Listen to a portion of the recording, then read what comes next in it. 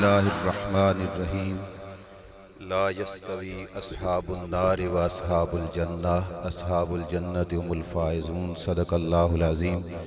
تمام بھائی محبت سے درود پاک کا نذرانہ پیش کیجیے۔ الصلاۃ والسلام علیک یا سیدی یا رسول اللہ۔ محبت سے پڑھیے الصلاۃ والسلام علیک یا سیدی یا نبی اللہ وعلی آلک و اصحابک یا سیدی یا نور اللہ۔ معزز سامعین، یہ مقدس محفل ہمارے استاد محترم حضور اشرف العلماء غزالی زمان راضی دوران ذکی الاثر ابو الحسنات محمد اشرف سیالوی رحمۃ اللہ تعالی علیہ اور آپ کے سچے سچے جانشین محدث کبیر شیخ الحدیث و تفسیر اور ہماری محبت اور حقیقت کے اعتبار سے حافظ الحدیث حضرت صاحبزادہ غلام نصیر الدین سیالوی رحمۃ اللہ تعالی علیہ آپ کے عرص شریف کی یہ مقدس محفل ہے۔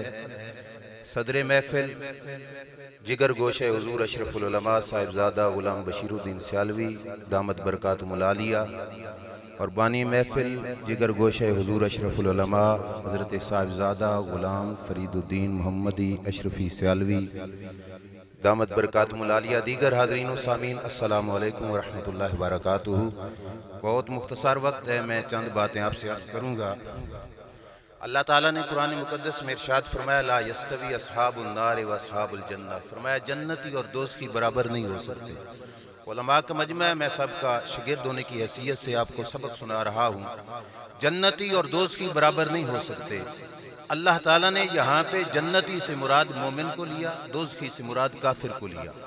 آیت کا مفہوم یہ بنا کہ گویا رب فرماتا ہے کہ مومن اور کافر برابر نہیں ہو سکتے، اور یہ مفہوم رب ذوالجلال نے قرآن کی درجنوں آیتوں میں بیان کیا۔ لا یستوی الاعمی والبصیر، اندھا اور دیکھنے والا برابر نہیں۔ اندھے سے مراد ہے کافر، دیکھنے والے سے مراد ہے مومن۔ فرمان خدا کا مطلب ہوا کہ مومن اور کافر برابر نہیں ہو سکتے۔ کسی مقام پہ رب ذوالجلال نے فرمایا اندھیرا اور نور، اجالا، یہ برابر نہیں ہو سکتے۔ کیا مطلب؟ کفر اور ایمان یہ دونوں برابر نہیں ہو سکتے۔ قرآن مجید کا مفہوم بالکل برحق ہے، سچ ہے، لیکن تمہارا میرا مشاہدہ کیا کہتا ہے؟ یہ دو آنکھیں جو دیکھتی ہیں یہ کیا کہتی ہیں؟ جیسے دو ہاتھ رب نے ہمیں دیے ایسے دو ہاتھ تو کافر کے پاس بھی ہیں۔ جیسے دیکھنے کے لیے آنکھوں کا نور رب نے ہمیں عطا فرمایا، ایسے دیکھنے کے لیے نور تو کافر کے پاس بھی ہے۔ دو پاؤں چلنے کے لیے ہمیں ملے تو کافر کو بھی یہ ملے، دھڑکنے والا دل ہمیں ملا تو کافر کو بھی ملا۔ دیکھنے سے تو یہ معلوم ہوتا ہے کہ دونوں برابر ہیں، لیکن رب بار بار فرماتا ہے کہ مومن اور کافر برابر نہیں ہو سکتے۔ علماء کے دامن علم کو تھامتے ہوئے میں عرض کرنا چاہتا ہوں کہ رب نے کس اعتبار سے پھر کہا کہ مومن اور کافر برابر نہیں ہو سکتے؟ جسم کی ساخت کے اعتبار سے نہیں، وضع و قطع کے اعتبار سے نہیں، رب ذوالجلال نے کس اعتبار سے کہا کہ بار بار کہ مومن اور کافر برابر نہیں ہو سکتے؟ وہ ایک ہی مفہوم ہے، اور وہ یہ ہے کہ اپنی ساری زندگی میں کافر جو بھی کرے گا، جو کھائے گا، جو پیے گا، اپنے مزاج کو دیکھے گا، اپنی طبیعت کو دیکھے گا۔ مومن جو بھی کرے گا اپنے مزاج کو نہیں، رب کی شریعت کو دیکھے گا، شریعت کو دیکھے گا۔ یہ ہے فرق مومن اور کافر کا۔ مومن کی زندگی شریعت کے مطابق، کافر کی زندگی طبیعت کے مطابق۔ اور پھر یہ مومن، اس مومن نے زندگی اگر کافر سے ہٹ کے گزاری، پھر قانون قدرت میں یہ تو نہیں کہ موت دونوں کو ایک جیسی آئے، موت بھی پھر مومن کی اور ہوگی، کافر کی موت کا انداز اور ہوگا۔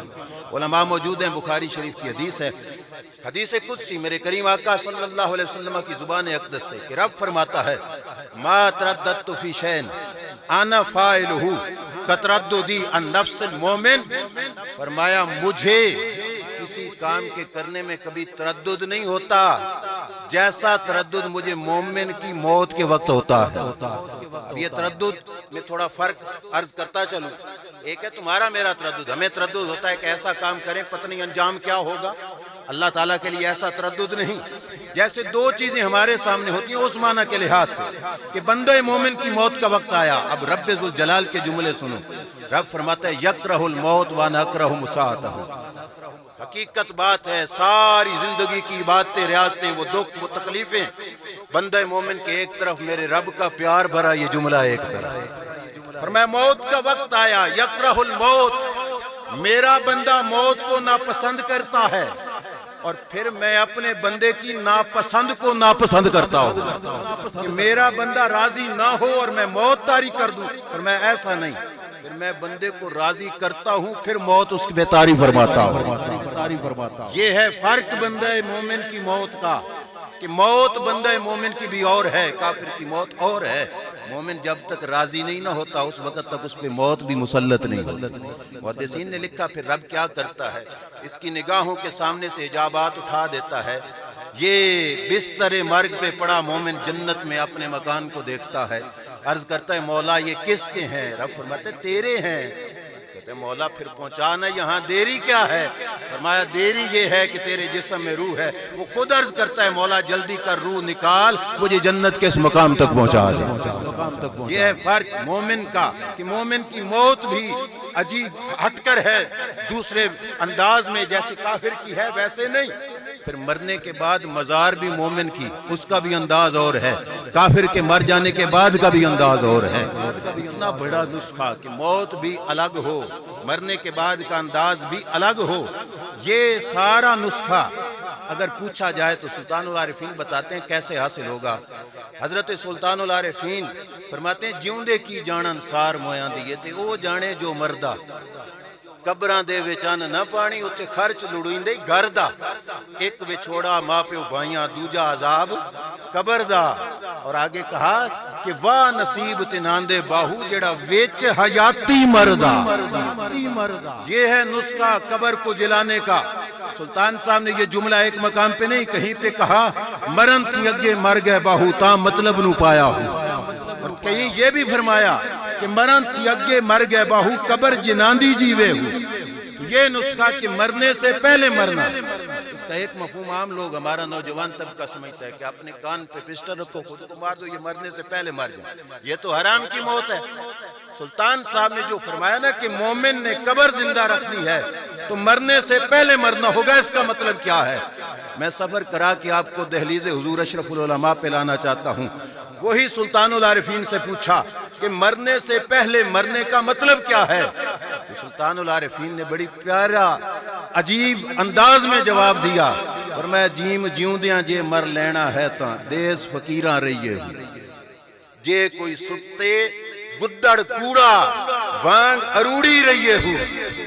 یہ ہے سبق کہ جیتے جی مرنے کا مطلب کیا ہے، کہ جیتی جی مرے گا تو پھر شان پائے گا، کیسے مرے گا؟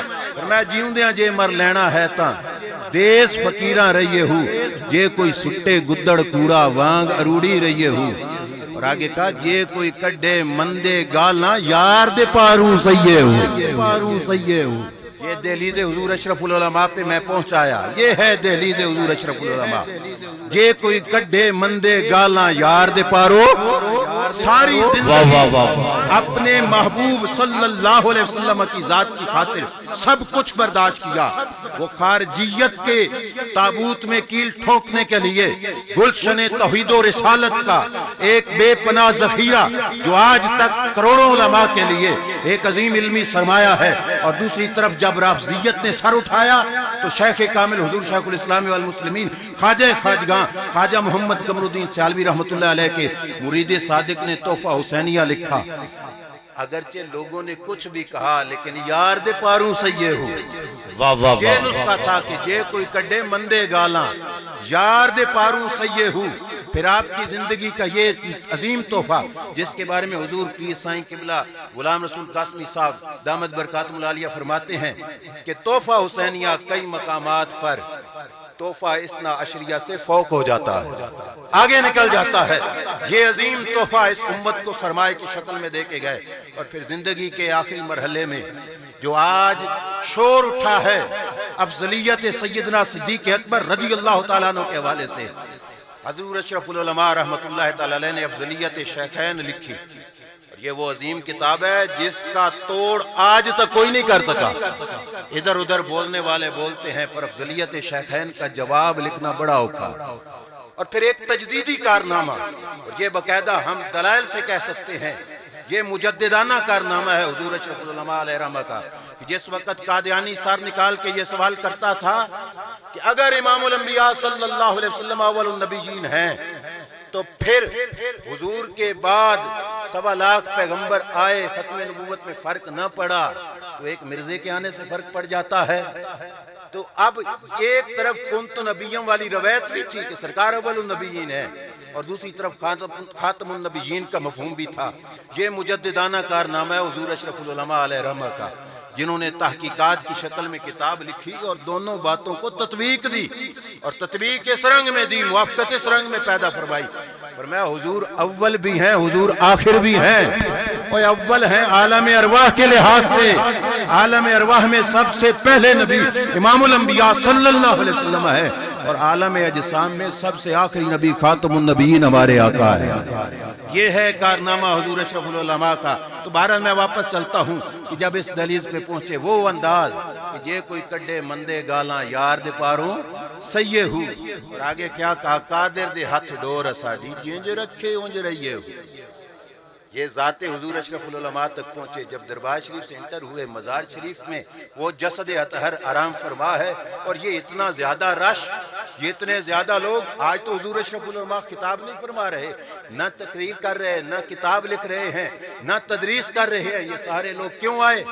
تو اب علامہ اقبال بولا، اس نے کہا تخم گل کی آنکھ زیر خاک بھی بے خواب ہے۔ کیوں سوچتے ہو کہ یہ کیوں ہے؟ ان کی آنکھ بند ہوئی، تم نے سمجھا ختم ہو گیا؟ فرمایا تخم گل کی آنکھ زیر خاک بھی بے خواب ہے، کس قدر نشو نما کے واسطے بےتاب ہے، سردی لہت سے بھی افسردہ ہو سکتا نہیں، خاک تلے دب کے بھی سوز اپنا کھو سکتا نہیں، پھول بن کے اپنی تربت سے نکل آتا ہے یہ، موت سے گویا قبائے زندگی پاتا ہے یہ، موت آخر تجدید مذاق زندگی کا نام ہے، خواب کے پردے میں بیداری کا ایک پیغام ہے۔ علامہ اقبال نے کہا بولے ہو تمہاری موت اور ہے، ان بزرگوں کی وصال شریف کا انداز اور ہے، ان کی موت کیا ہے؟ فرمایا موت آخر تجدید مذاق زندگی کا نام ہے۔ تجدید مانا نیا، مذاق مانا ٹیسٹ، لذت، اور مطلب یہ بنا کہ موت کا مطلب ہے زندگی کی ایک نئی چس لینا۔ صحابہ بولے یا رسول، غازی کا نعرہ یا رسول، ہے رضوی نعرہ یا رسول، ہم سب کا نعرہ یا رسول، ہے جان سے پیارا یا رسول، ہم رضوی کے ہیں دیوان۔ لبیک لبیک یا رسول اللہ، لبیک لبیک لبیک یا رسول اللہ، لبیک لبیک لبیک یا رسول اللہ۔ صحابہ بولے یا رسول، غازی کا نعرہ یا رسول، ہے رضوی نعرہ یا رسول، ہم سب کا نعرہ یا رسول، ہے جان سے پیارا یا رسول۔ تشریف رکھیے جی، میں بس بات کو ختم کر رہا ہوں، ٹائم بھی مکمل ہے، کہ حضور اشرف العلماء علیہ رحمہ کا یہ مزار اقدس بھی اس بات کا سبق دے رہا ہے کہ موت آخر تجدید مذاق زندگی کا نام ہے۔ تجدید مذاق کا مطلب ہے کہ زندگی کی ایک نئی لذت، زندگی کا ایک نیا ذائقہ، کہ ایک زندگی یہاں کی تھی، ایک زندگی وہاں کی ہے، یہ ایک نیا ذائقہ ہے جو موت کے بعد بندہ مومن کو نصیب ہوتا ہے۔ تو ان کا دنیا سے جانا ایسے نہیں جیسے عام لوگ جاتے ہیں، وہ دنیا سے پردہ کر بھی گئے تو رب ذوالجلال نے ان کو بہت بڑا مقام عطا فرمایا، کیونکہ ہر لوگ جو بھی شخص مرتا ہے، اکثر اوقات لوگ مرتے ہیں مٹ جانے کے لیے، لیکن مومن مرتا ہے دو جہاں میں نام پانے کے لیے۔ اللہ تعالیٰ ان کو عروج عطا فرماتا ہے۔ دعا ہے رب ذوالجلال جل شانہ ان کے فیض سے ہمیں بھی فیض یاب ہونے کی توفیق عطا فرمائے۔ وآخر دعوانا الحمدللہ رب العالمین۔